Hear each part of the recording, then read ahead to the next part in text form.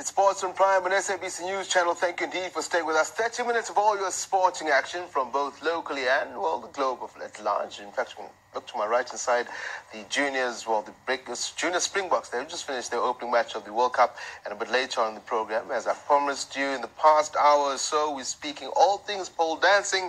And, of course, it is a sport. My colleague, Valdi Carousel, can vouch for that. In fact, our guest tonight, she's Julie Fowler, co-founder of the Pole Sports Federation of South Africa. She'll tell you exactly what I mean. First up, though, let's give it some rugby news. Now,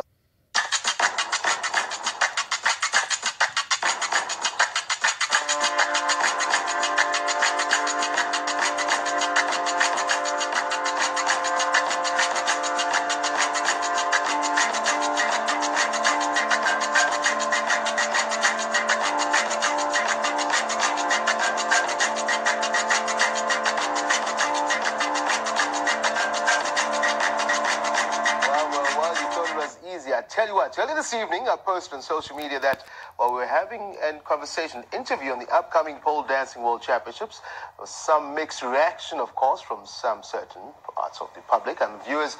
So the World Pole Weekend between the 3rd and the 16th of July will be hosted in Tarragona. I hope I said it right, in Spain. A colleague of ours, she had news, went on to say, well, I'm going to quote this, what she said when I posted that. On the day someone called me a stripper, please debunk the myth that it's not it is a sport rather, and it's not only sexual or that it is easy at all. And to do just that, I kind of profess that. Julie Fowler, co-founder of the Pole Sports Federation of South Africa, joins me. Julie, welcome to the program.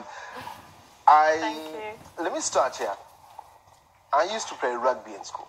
I remember the day they said, come through, rugby players, forget running up and down, you think you're tough. Aerobics, something quite similar to that. Well, that's what I think pole dancing is based on. It is not easy, and it is a sport. Yeah, it is definitely a sport. Yeah. Speak to us. I mean, the way I started that, the myth that people who do that are some sort of, as Valdi, our colleague, said, there's always this perception, but they don't realize that it's actually a fully fledged international sport. I think there's over 34 countries, for example, will be taking part in the World Pole Dancing Championships coming up in Spain. Yeah, so, I mean, everyone knows pole dancing from the clubs, unfortunately, but it is now a recognised sport. It has been, there's a drive to get it into the Olympics, and the International Pole Sports Federation is on the drive for that, with getting all the different countries recognised with the federations and getting everyone in check as to what they have to be a recognised sport. I mean, how tough is it? I know I say tough because core, you have to be quite up there. Everything, your body, synchronization, everything about it looks easy. See those watching. But until you get out there and try and do that, it's not easy to get into. Well, it is easy to get into because it's a matter of dedication, but it's not easy to actually do as a sport. No, so I mean, like from a general exercise perspective, like if somebody wanted to come and join, there's beginner classes and that kind of thing. But from an athlete perspective, like for me now going overseas to compete at Worlds, to be at that level requires so much dedication. It's not just, training the actual pole moves. It's flexibility, it's conditioning. It requires so much just to be able to do that 4-minute routine. And most importantly as well, I think what South Africans have come up with, as we see some of the pictures, as I said, this is one of our colleagues, Valdi Carousel, who works at News, used to work at News here. It is a form, a sport where women, or anyone in fact, can, because males do participate in this, can get in shape and do well. It's almost like yoga, so to speak. Correct. Yeah. We do have more women that take part. I think the South African men are still trying to get their heads around it, but there's definitely more females that are doing the sport these days. Well, back here at home, you're the co-founder of Pole Sports South Africa. Tell us a bit more. Yeah. I was reading up on you. You started, getting fitness, getting into it in 2005. It's been a long walk, so to speak, to where you're from. Why did you feel the need for this to be recognized as a federation, to the extent that I know that we've asked for Sabc to try and recognize yourself as well as a sporting federation under the mother body of sports in the country? So when I started, there wasn't anything recognized, no affiliation, no safety measures, nothing. There were just people opening studios left, right, and center with nobody really knowing what they were doing. So myself and a colleague, Tracy Simmons, who's from the UK, we decided to open up the association back then and start to implement a few things and try and get people also to work as more as a community. And then we got affiliated with International Pole Sports Federation, which we then, because of the affiliation to the Olympic Committee and to the Sports Accord, we then had to become a federation, which is a non-profit organization. So this SA Pole Sports Federation is affiliated to the World Pole Sports Federation, which is affiliated to the IOC. Well, to GASIF, which is the International Sports Federations, the collective federation, which they then in turn manage the IOC, the Summer and Winter Olympics. Tell us about what we're watching now on television. You spoke about routines, that's my routine. And you talked about how tough it is.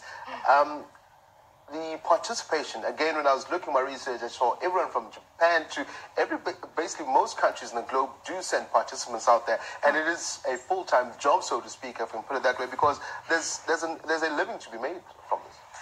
I wouldn't say there's a living yet to be made in South Africa. Well, if you run a studio, definitely. Yeah. Unfortunately, with athletes themselves, like sponsorship and that kind of thing is quite difficult still. But if you're running your own studio, definitely, and taking part in these events builds your own, recognition within the country and on a world level as well. How big is it as far as world level is concerned? Sure. They have 300 athletes qualifying for the World Pole Sports. And that's, say, take 10 per country, but at least 1,000, 2,000 per country, maybe more. So thousands of people that are taking part in that. As far as you representing South Africa, expectations out there? Well, as long as I do better than my nationals, then we're good. I'd like to place. That's what I want to speak on as well. There were nationals held in South Africa. What is the response, if I can put it that way, here at home to something like this? I mean, does it have connotations, or the mentality is changing and people recognizing that it is, besides just being fun, it is healthy as well? Yeah, the perceptions have definitely changed. Like now, if you say pole dancing, people are like, oh, that's really hard, hey? Or it requires a lot of strength, or like you say, a lot of core. So definitely the perceptions are changing. People are more open to going to watch an event and are amazed by how what we do around the pole. They're like, that's incredible. So it's definitely changing. And the nationals is just a way that people can come and see and also learn, and also to get the younger generation starting to do it, because it's open to juniors. I've got, I think, 13-year-old, 12-year-olds that are qualifying for Worlds, which was pretty amazing. On the website, I saw an age group up to 70, and I was like, nah, no. The Masters, you must see them. They're incredible. No, Master 50 plus, they're amazing. I can't even do some of the stuff that those women do. I mean, is there some, I don't say category, or, I mean, in karate, you get Dan, you get white belts. Is there categories of the almost like in swimming? Yes. Diving, so you get points scored, categories for the within the routine itself. Within the routines, yes. I mean, is that how it's called? So within, say, my routine that I have to do for Worlds, I have to do 4 flexibility moves, 4 strength moves, a deadlift, which is like no momentum, lifting myself up with the pole, a spin on a static pole, making it spin 360. It's standing still, though. The pole is static, and I have to make myself spin. Not falling down, just lifting on. Just like making myself go around, and then you have to do also 720 rotation on a spinning pole. So that you have 2 poles, one static, one spinning. So you have to use both of them equally. So that from that criteria, that's what I have to do. But beyond that, there's amateur, there's professional, and then there's elite. So within those divisions are different criteria, different moves, different points. I mean, as we're seeing some of these, would this be part of the routine that you'll be doing, or? Yes, so I'm going to change it a bit because I learned some lessons, some valuable lessons from the sequence. So this move here is a Russian split. It's a flexibility move, and you have to hold it still for 2 seconds, otherwise you get big fat 0. Nah, you're not. I think being here on the chair and speaking to you about it is probably much better than trying.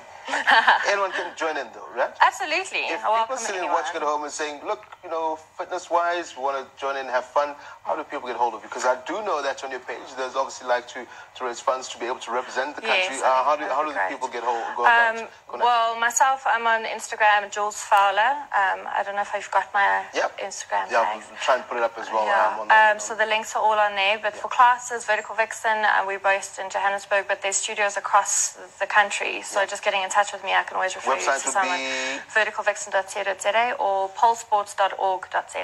Okay, no, definitely. Julie Fowler, we're wishing you the best of luck. Hopefully, you do come back with not a big fat zero from Spain. Come back with some medals around your neck. We'll definitely like to host you again and have a chat. Awesome. And I said the boys were pretty disappointed today in the studio. They would have loved to see Julie have a bit of fun in the polls. But anyway, wishing the best of luck. And as I said, guys, it is a sport, as you saw there. There's no chance that you think you can walk in there and swing in those core, cardiovascular, all in one in synchronization. So wishing Julie the best of luck. Stay with us in SABC News.